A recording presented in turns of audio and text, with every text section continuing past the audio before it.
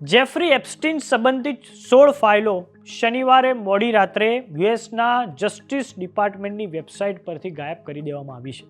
આ ફાઇલો રાષ્ટ્રપ્રમુખ ડોનાલ્ડ ટ્રમ્પ, જેફરી એપ્સ્ટીન પોતે, ડોનાલ્ડ ટ્રમ્પના પત્ની મેલેનિયા ટ્રમ્પ અને ગિઝલીન મેક્સવેલ સંબંધિત હતી. જો કે યુએસના જસ્ટિસ ડિપાર્ટમેન્ટ દ્વારા આ ફાઇલો ગાયબ થવાને લઈને કોઈ પણ પ્રતિક્રિયા સામે નથી આવી. આ ઉપરાંત એ પણ સામે નથી આવ્યું કે આ ફાઇલો હાથે કરીને હટાવવામાં આવી છે કે પછી કોઈ ટેકનિકલ કારણોસર દૂર કરવામાં આવી છે.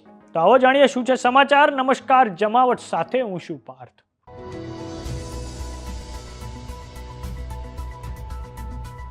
યુએસના જસ્ટિસ વિભાગ દ્વારા જેફરી એપ્સ્ટીન સંબંધિત જે 3 લાખ દસ્તાવેજો જાહેર કરવામાં આવ્યા છે તેમાં યુએસના પૂર્વ પ્રમુખ bill Clinton, pop singer Michael Jackson જેવા દિગ્ગજોની તસવીરો સામે આવી છે. જો કે યુએસના વર્તમાન પ્રમુખ ડોનાલ્ડ ટ્રમ્પનું નામ આ ફાઇલોમાં નહીવત છે. આ અગાઉ ફેબ્રુઆરીમાં જાહેર કરાયેલા એપ્સ્ટીનના ખાનગી જેટના ફ્લાઇટ લોગમાં ટ્રમ્પનું નામ સામે આવ્યું હતું અને ટ્રમ્પે હંમેશાથી એપ્સ્ટીનના ગુનાઓમાં કોઈ પણ પ્રકારની સંડોવણીનો ઇનકાર કર્યો છે અને તેમની સામે આ મામલે કોઈ આરોપ અત્યાર સુધી નોંધવામાં નથી આવ્યો. મીડિયા રિપોર્ટ્સમાં દાવો કરવામાં આવ્યો છે કે ટ્રમ્પે 7 વખત એપ્સ્ટીનના પ્રાઇવેટ જેટથી પ્રવાસ કર્યો છે. ન્યૂયોર્ક ટાઈમ્સ અનુસાર ટ્રમ્પે આ પ્રવાસ 1993 થી 1997ના વર્ષની વચ્ચે કર્યો હતો. જો કે આ ફ્લાઇટ્સ મોટે ભાગે પામ બીચ અને ન્યૂયોર્ક વચ્ચેની હતી. ટ્રમ્પે એ પણ કહ્યું છે કે તેમણે ક્યારેય એપ્સ્ટીનના પ્રાઇવેટ આઇસલેન્ડની મુલાકાત લીધી જ નથી, ના તો ત્યાં કોઈ ખોટું કામ કર્યું છે.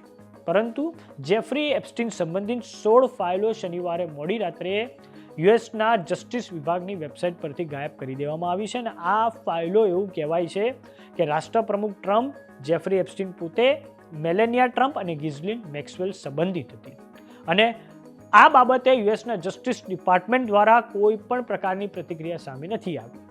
શુક્રવારે રાત્રે જાહેર કરવામાં આવેલા દસ્તાવેજોમાં એપ્સ્ટીન અને તેના જે સહયોગી ગિઝલીન મેક્સવેલના કેસો સાથે સંબંધિત ગ્રાન્ડ જ્યુરીના રેકોર્ડ્સનો સમાવેશ થાય છે, જેમાં પીડિતોની જુબાનીઓ અને મુસાફરી સંબંધિત કાગળો છે.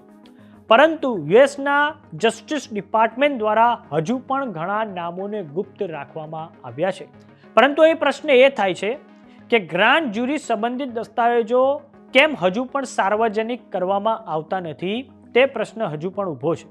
તો તાજેતરમાં અમેરિકી સંસદે એક નવો કાયદો પસાર કર્યો હતો, જેના પછી અદાલતે આ જેફરી એપ્સ્ટીન સંબંધિત જે દસ્તાવેજો છે તે જાહેર કરવાની મંજૂરી આપી હતી અને આ અંતર્ગત યુએસના જે જસ્ટિસ વિભાગે હવે ધીમે ધીમે એપ્સ્ટીન સંબંધિત ફાઇલો તે સામે લાવી રહ્યું છે, જેમાં એપ્સ્ટીનની સંપત્તિ, પૈસાની લેવડ દેવડ, મુસાફરીના રેકોર્ડ અને મહિલાઓ સંબંધિત જે છે તે માહિતીનો સમાવેશ થાય છે. નવેમ્બર 2025માં યુએસની કોંગ્રેસ દ્વારા Epstein files transparency act pass કરવામાં આવ્યો હતો અને રાષ્ટ્રપ્રમુખ ડોનાલ્ડ ટ્રમ્પે તેની પર હસ્તાક્ષર કર્યા હતા અને હવે યુએસના જે જસ્ટિસ ડિપાર્ટમેન્ટ દ્વારા એપ્સ્ટીનને લઈને તમામ ફાઇલો જાહેર જનતા સમક્ષ ખુલ્લી મૂકવામાં આવી છે. તો આ બાબતે આપનું શું માનવું છે અમને કોમેન્ટ બોક્સમાં લખીને જરૂર જણાવો. જો તમને યુટ્યુબ પર જોઈ રહ્યા તો સબસ્ક્રાઇબ કરો, જો તમને ઇન્સ્ટાગ્રામ અને ફેસબુક પર જોઈ રહ્યા તો ફોલો કરો. સાથે જ અમારી વોટ્સઅપ ચેનલ આવી ગઈ છે, જોઈન કરવાનું ના ભૂલતા. નમસ્કાર.